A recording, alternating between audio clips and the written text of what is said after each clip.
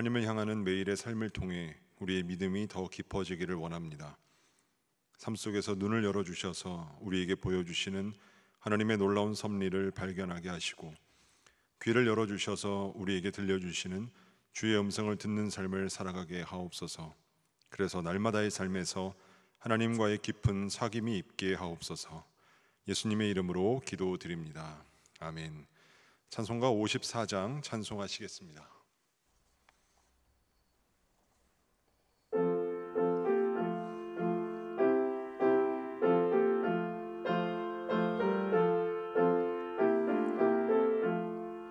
주여 복을 구하오니 편히 가게 하시고 사람마다 주 은혜로 이기도록 하시고 광야 같은 세상에서 항상 인도하소서. 주의 복된 말씀 듣고 무한 감사합니다. 구원받은 주의 성도 열매 맺게 하시며 하나님이 우리 함께 항상 계시옵소서.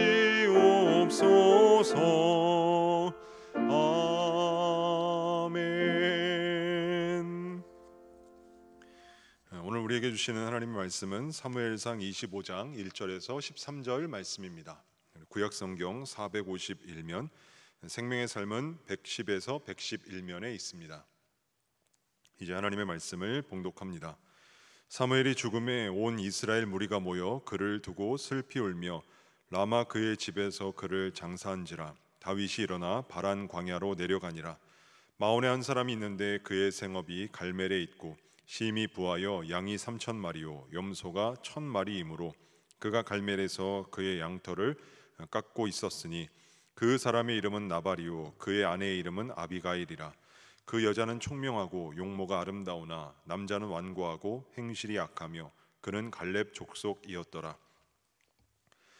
다윗이 나발이 자기 양털을 깎는 다음을 광야에서 들은지라. 다윗이 이에 소년 10명을 보내며 그 소년들에게 이르되 너희는 갈멜로 올라가 나발에게 이르러 내 이름으로 그에게 문안하고 그 부하게 사는 자에게 이르기를 너는 평강하라. 내 집도 평강하라. 내 소유의 모든 것도 평강하라. 내게 양털 깎는 자들이 있다함을 이제 내가 들었노라. 내 목자들이 우리와 함께 있었으나 우리가 그들을 해하지 아니하였고 그들이 갈멜에 있는 동안에 그들의 것을 하나도 잃지 아니하였나니 내 소년들에게 물으면 그들이 내게 말하리라. 그런즉 내 소년들이 내게 은혜를 얻게 하라. 우리가 좋은 날에 왔은즉 내 손에 있는 대로 내 종들과 내 아들 다윗에게 주기를 원하노라 하더라 하라. 다윗의 소년들이 가서 다윗의 이름으로 이 모든 말을 나발에게 말하기를 마치매 나발이 다윗의 사환들에게 대답하여 이르되 다윗은 누구며 이새의 아들은 누구냐? 요즘에 각기 주인에게서 억지로 떠나는 종이 많도다. 내가 어찌 내 떡과 물과 내 양털 깎는 자를 위하여 잡은 고기를 가져다가 어디서 왔는지도 알지 못하는 자들에게 주겠느냐 한지라. 이에 다윗의 소년들이 돌아서 자기 길로 행하여 돌아와 이 모든 말을 그에게 전하매 다윗이 자기 사람들에게 이르되 너희는 각기 칼을 차라 하니 각기 칼을 차매 다윗도 자기 칼을 차고 400명 가량은 데리고 올라갔고 200명은 소유물 곁에 있게 하니라. 이 말씀은 살아계신 하나님의 말씀입니다. 아멘. 오늘 이 새벽에도 엎드림 새벽 기도의 자리에 나오신 우리 모든 성도 여러분들을 주님의 이름으로 환영하고 축복합니다. 사울이 단창으로 다윗을 벽에 박으려 하였지만 다윗이 피했고 사울의 창은 벽에 박히게 되었습니다. 이에 사울은 전령들을 다윗의 집으로 보내어 다윗이 밖으로 나가지 못하게 지키고 있다가 아침에 죽이려 하였습니다. 이 사실을 안 다윗의 아내 미갈이 다윗을 창에서 달아내립니다. 다윗은 그날 밤 사울을 피해 도망을 합니다. 다윗은 도피해서 제일 먼저 사무엘에게 갑니다. 그리고 자신에게 일어났던 일들을 사무엘에게 알립니다. 다윗에게 있어 사무엘은 든든한 후원자였습니다. 사무엘은 다윗에게 기름을 부어 이스라엘의 왕으로 세우기도 하였습니다. 이 사무엘은 또한 기도의 사람이었습니다. 아마도 다윗을 위해 날마다 기도하였을 것입니다. 그런 사무엘이 죽음을 맞이하게 되었습니다. 사울과 다윗의 갈등이 점점 첨예화하고 있는 이런 상황에서 사무엘이 죽음을 맞이합니다. 다윗이 믿었고 또 가장 의지했던 사람이 죽음을 맞이하게 된 것입니다. 그의 죽음에 온 백성이 모여 애곡하였습니다. 본문 1절입니다. 사무엘이 죽음에 온 이스라엘 무리가 모여 그를 두고 슬피 울며 라마 그의 집에서 그를 장사한지라. 사무엘의 죽음에 이스라엘 모든 백성들이 함께 모여서 그의 죽음에 조의를 표했다는 것은 그가 많은 사람들로부터 존경을 받았던 인물이라는 것을 보여줍니다. 이제 다윗은 자신을 위협하는 사울을 피해서 바란 광야로 내려갑니다. 다윗의 마음은 슬픔과 미래에 대해 알 수 없는 막막함으로 가득했을 것입니다. 큰 충격을 받은 이 다윗이 착잡한 심정으로 바란 광야로 내려갑니다.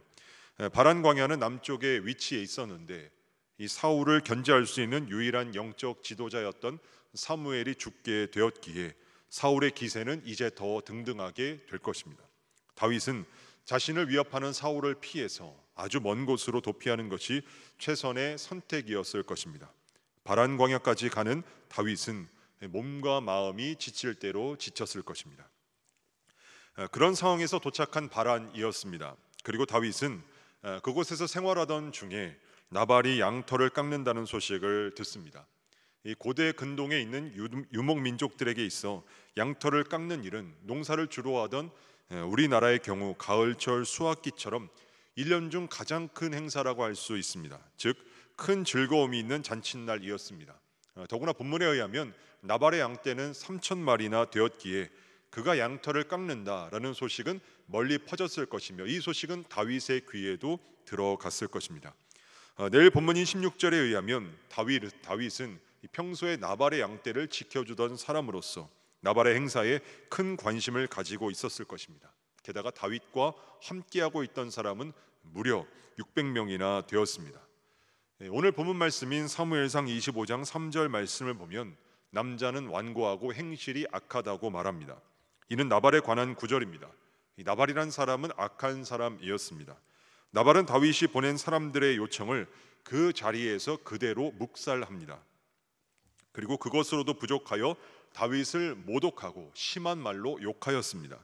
나발은 악한 사람이었기에 어찌 보면 이는 지극히 당연한 일이라고 할 수 있습니다.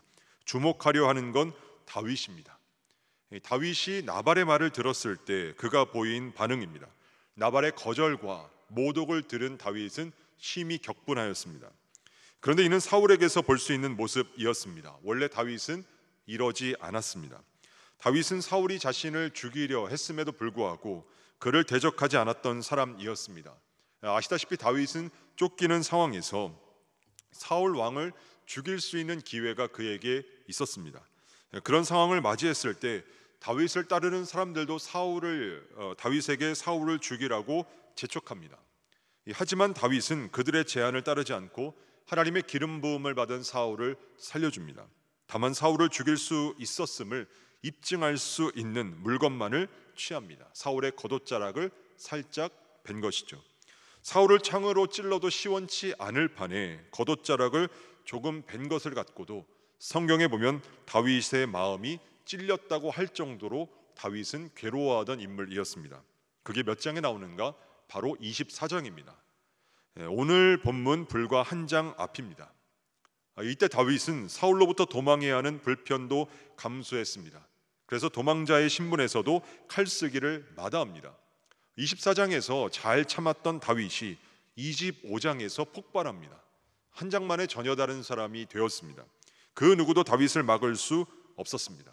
의도적인 공격과 비난까지 잘 감수하며 참아왔던 다윗이, 이 모든 것이 하나님의 섭리요 계획임으로 받아들였던 다윗이 지금 나발의 반응에 복수심에 불타오르기 시작합니다.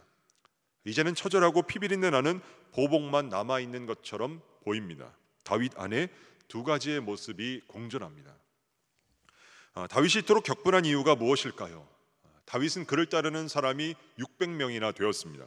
사무엘상 22장 2절 말씀에 보면 환난당한 모든 자와 빚진 모든 자와 마음이 원통한 자가 다 그에게로 모였고 그는 그들의 우두머리가 되었는데 그와 함께한 자가 400명 가량이었더라. 환난당한 자, 빚진 자, 마음이 원통한 자가 400명이 다윗에게 모여들었습니다. 근데 시간이 흐르다 보니 그 400명이 600명으로 늘어납니다. 이들은 스스로 먹고 살아가기 힘든 사람들이었을 것입니다. 즉 다윗은 내 한 몸 추스르기도 힘든 상황 가운데 그 도피 생활 중에서도 600명의 식소를 먹여 살려야 하는 형편이었습니다. 이런 사람들을 책임져야 한다는 것은 다윗에게 굉장한 정신적 압박을 줄 수밖에 없었을 것입니다. 쫓기는 다윗에게 하루하루가 초조하고 불안한 생활이었을 것입니다. 그런 상황에서 의지하던 사무엘이 죽습니다. 자신에게 연거푸 나쁜 상황들이 벌어집니다. 이런 상황 가운데 놓여있던 다윗이 나발로부터 보답은커녕 무시와 모욕을 당하게 되었습니다. 그러자 계속되는 생명의 위협에서 오는 두려움과 스트레스를 연료 삼아 다윗 안에 있던 분노가 타오르기 시작합니다. 다윗은 나발로 인해 격분하여 그와 관련된 모든 사람들을 죽이겠다고 마음먹고 자기를 비롯한 400명을 데리고 복수의 칼을 휘두르며 달려갑니다. 마치 노베 제사장과 노베 사람들을 진멸한 사울처럼 말입니다. 그동안 자신 안에 켜켜이 쌓여있던 감정이 폭발하고야 말았습니다. 비난하던 사울의 속성이 다윗 안에서도 터져나옵니다. 둘이 똑같습니다. 다윗은 훌륭한 인물이었습니다. 말씀도 잘 지켰습니다. 사울을 죽일 수 있는 기회도 포기하였습니다. 대단한 인물이었습니다. 그런데 오늘 본문을 통해서 무엇을 알 수 있는가? 자기 힘으로 억지로 버틴 것은 그리 오래가지 못한다는 것입니다. 자신에게 무례히 행했다고 자신을 돕지 않는다고 나발을 죽이려는 모습을 보입니다. 사랑하는 여러분, 여러분은 세상을 여러분의 힘으로 살아가십니까? 아니면 성령의 힘으로 살아가십니까? 세상을 살아가는 우리에게 무엇보다 필요한 것은 성령의 힘입니다. 우리는 세상을 살아갈 때 내 힘으로가 아니라 성령의 힘으로 살아가야 합니다. 부활하신 예수께서 제자들에게 나타나셔 하신 말씀이 무엇이었습니까? 성령을 받으라는 것이었습니다. 우리는 철저히 성령의 인도를 받는 삶을 살아가야 합니다. 그런데 그런 성령의 힘으로 살아가는 것은 그냥 생기지 않습니다. 저절로 충만해지는 것이 아닙니다. 시련과 고난을 통과해야 합니다. 하나님은 우리 인생에 어려움과 시련을 주십니다. 그리고 그 시련에는 하나의 목적이 있습니다. 이를 통해서 저와 여러분을 망하게 하시려는 것이 아니라 더욱더 하나님께 붙들린 성령의 사람으로 만들어 가시고자 함에 있습니다. 문제와 어려움을 통해 더 하나님을 의지하는 하나님의 사람으로 빚어가시는 것입니다. 우리를 더욱 성장케 하시고 성숙함으로 무르익게 하시려는 것입니다. 다윗은 한꺼번에 밀어닥친 이 좋지 않은 상황들로 인해서 폭발하였습니다. 하나님께서 안 그래도 어려움에 봉착한 다윗에게 이런 여러 가지 어려운 일들이 연속해서 일어나게 하심은 다윗 안에 남아있는 조금이라도 남아있는 자신의 힘을 빼게 하기 위함이었습니다. 광야에서 생명을 유지할 수 있는 유일한 방법은 오직 구름기둥과 불기둥에 의존하는 것입니다. 광야에서 살아가는 것은 내 힘으로는 생존이 불가능합니다. 때문에 광야에서 무엇보다 배워야 하는 것은 무엇인가? 내 힘을 빼는 일입니다. 하나님을 의지하는 일입니다. 내 힘으로는 절대로 성령의 인도를 받을 수 없기 때문입니다. 성령의 힘을 의지하는 사람, 성령의 사람이 되기 위해서는 자신의 힘을 완전히 빼야 합니다. 내 힘을 뺄 때 주님께서 개입하십니다. 인도하시며 도우십니다. 성령의 힘을 덧입을 수 있습니다. 수영을 잘하기 위해서는 힘을 빼야 합니다. 힘을 빼야 물에서 뜰 수 있습니다. 피아노를 제대로 치기 위해서는 힘부터 빼야 합니다. 어느 책에서 말하고 있는 것처럼 요리에서도 핵심은 빼기라는 것입니다. 요리에 자신이 없을수록 뭔가를 더 넣으려고 한다는 것이죠. 요리의 핵심은 덜 넣는 것이라는 겁니다. 식당을 하는 사람도 장사가 잘 되지 않으면 메뉴부터 늘리려고 하는데 이때는 오히려 메뉴를 줄여야 하는 때라고 합니다. 자동차 앞바퀴가 모래에 빠져 아무리 엑셀을 밟아도 자동차 바퀴가 헛돌 때가 있습니다. 이때는 바퀴의 바람을 살짝 빼 타이어를 넓게 퍼지게 하면 자동차가 쉽게 빠지기도 합니다. 그렇다면 우리의 삶 가운데 힘을 빼는 것이 필요한데 그것이 무엇이라고 할 수 있을까요? 내 힘으로 사는 것이 아니라 성령의 힘을 의지하며 사는 것이 무엇으로 가능하다고 할 수 있겠습니까? 그것은 바로 기도입니다. 기도를 통해 내 힘과 내 능력으로 사는 것이 아니라 하나님이 주시는 힘, 그 힘으로 살아갈 수 있습니다. 때문에 잘 될 때도 기도해야 하고 힘이 들고 지칠 때도 기도해야 합니다. 그래야 성령의 힘을 덧입어 살아갈 수 있습니다. 주를 의지하는 삶, 하나님만을 의지하고 바라보는 삶, 기도로 그와 같은 삶을 살아내야 합니다. 그런데 문제는 오늘 본문의 다윗과 같이 다윗처럼 지속적으로 너무 지쳐 있을 때입니다. 너무 지쳐서 기도가 나오지 않고 내 감정대로, 내 안에 쌓여있던 반응대로 함부로 살아갈 수 있는 위협에 놓일 때입니다. 그렇다면 이때는 어떻게 해야 하는 것인가? 저희 아버지께서 저와 여동생이 어릴 때 전도자의 삶을 사셨습니다. 그래서 가족과 떨어져 지내는 시간이 꽤나 많으셨습니다. 아버지께서는 가족 사진을 늘 성경에 꽂고 다니셨는데 그 가족 사진을 보면 사진의 어머니와 저 그리고 여동생의 얼굴을 거의 알아볼 수 없습니다. 아버지께서 기도하실 때 사진에 손을 얹고 늘 기도하셨기 때문에 그 손가락이 닿는 부분이 얼굴이었기 때문에 그 얼굴이 거의 지워졌습니다. 아버지의 기도로 저의 가족은 이 순간까지 살아올 수 있었습니다. 최근에도 어느 권사님과 통화를 하는데 저를 위해서 하루도 빠짐없이 기도하신다고 말씀을 하십니다. 저 역시 새벽마다 가족을 위해서 그리고 교구를 위해서 또한 기도 제목을 말씀해 주신 분들을 위해서 기도합니다. 설상가상으로 힘든 순간이 지속될 때 내 힘을 빼야 하는데 그와 같은 상황 가운데서도 어려움에 계속 봉착하게 될 때 자신을 위해서 기도하는 사람이 있어야 합니다. 그런데 오늘 본문의 다윗은 안타깝게도 자신을 위해서 기도해 줄 사람이 없었던 것 같습니다. 사무엘의 죽음은 민족을 위해서 기도하는 기도의 사람이 없어졌음을 의미합니다. 또한 이는 다윗에게도 굉장히 큰 손실이었습니다. 기도의 후원자를 잃는 것은 장수가 군사를 잃는 것보다 더 큰 손실이 아닐 수 없기 때문입니다. 사랑하는 여러분, 힘이 들고 지칠 때 주께 기도해야 합니다. 하나님께서는 끊임없이 성령의 사람으로 우리 모두를 빚어가고 계시는데 그와 같은 삶 가운데 저와 여러분이 지속적으로 힘들고 어려운 상황에 봉착해 기도하기 힘든 그 순간에 놓일 때가 있습니다. 내가 기도해야 하지만 내 기도가 어려운 순간이 있을 때가 있습니다. 그럴 때는 주변에 있는 기도의 사람들에게 기도해 줄 것을 요청해야 합니다. 자신을 위해 기도해 주는 사람이 있어야 합니다. 그래야 내 안에 아직 남아있는 쓴뿌리가 올라오는 순간에도 내 힘이 아니라 성령의 힘을 의지하며 살아갈 수 있습니다. 말씀을 정리하겠습니다. 분명히 다윗을 향한 나발의 반응은 어리석은 반응이었습니다. 이때 만약 나발이 다윗을 돕는다면 다윗은 아마 나발에게 더 많은 협조를 했을지도 모릅니다. 우리 역시 우리 앞에서 이해되지 않는 반응으로 나의 분노를 자아내는 사람이 있을 때가 있습니다. 안 그래도 힘들고 어렵게 살아가는데 내 옆에 있는 사람이 나를 괴롭게 하고 고통스럽게 할 때를 맞이하는 순간이 있습니다. 내가 지키기 위해 애쓰고 헌신한 사람이 갑자기 이해되지 않는 행동으로 분노를 일으키게 할 만한 상황을 만들 때가 있습니다. 여러분 기억하십시오. 그때는 하나님께서 저와 여러분을 망하게 하시려는 때가 아니라 하나님께서 우리를 더 다듬어 가시고자 하는 순간이라는 걸 말입니다. 내 힘을 빼고 하나님의 힘으로 채우기 원하시는 순간입니다. 그럴 때 우리가 보여야 할 반응이 무엇이겠습니까? 분노가 아니라 기도입니다.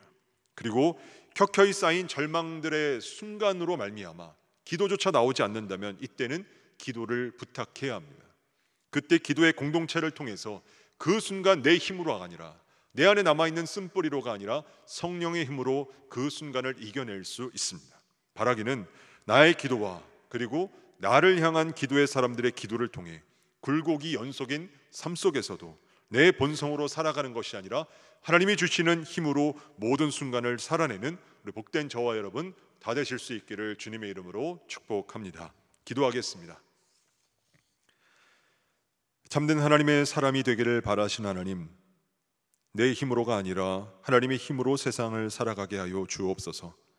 아직도 우리 안에 뿌리 뽑아야 할 모습이 있다면 눈앞에 펼쳐지는 모든 상황 속에서도 감정대로 반응하지 않게 하시고 성령께서 우리 안에 충만히 임재해 주셔서 성령의 인도를 받는 삶을 살아가게 하옵소서. 고은 원로 목사님 밟는 땅마다 하나님의 지경이 되게 하여 주옵소서. 허요한 담임 목사님을 통해 선포되는 말씀으로 살아계신 예수 그리스도를 만나게 해주시고 하나님의 사랑에 젖게 하시며 그분의 은혜에 휩싸이게 하여 주옵소서. 이를 통해 말씀을 듣는 그 모든 순간이 인생에 있어 결정적인 전환점이 되게 하여 주옵소서. 교회는 대신방을 진행 중에 있습니다. 성도분들의 신앙과 가정이 회복되며 응답과 치료가 일어나게 하옵소서. 오늘부터 MSG 소그룹이 시작합니다. 소그룹이 소외된 이들, 외로운 이들에게 자신이 보호받고 있음을 확인하는 동시에 자기 자신을 이해받는 자리가 되게 하여 주옵소서. 이 새벽에도 온라인으로 귀한 헌금을 드린 손길이 있습니다. 드린 모든 물질이 베세다 들녘에서 드려진 오병이어와 같은 쓰고도 남음이 있는 놀라운 능력이 나타나게 하여 주옵소서. 예물을 드린 이들에게 더 많은 감사의 제목들이 넘쳐나도록 축복하여 주시고 쓰이는 모든 곳곳마다 주님의 나라가 확장되게 하여 주옵소서. 예수님의 이름으로 기도드립니다. 아멘. 하늘에 계신 우리 아버지, 아버지의 이름을 거룩하게 하시며 아버지의 나라가 오게 하시며 아버지의 뜻이 하늘에서와 같이 땅에서도 이루어지게 하소서. 오늘 우리에게 일용할 양식을 주시고 우리가 우리에게 잘못한 사람을 용서하여 준 것 같이 우리 죄를 용서하여 주시고 우리를 시험에 빠지지 않게 하시고 악에서 구하소서. 나라와 권능과 영광이 영원히 아버지의 것입니다. 아멘.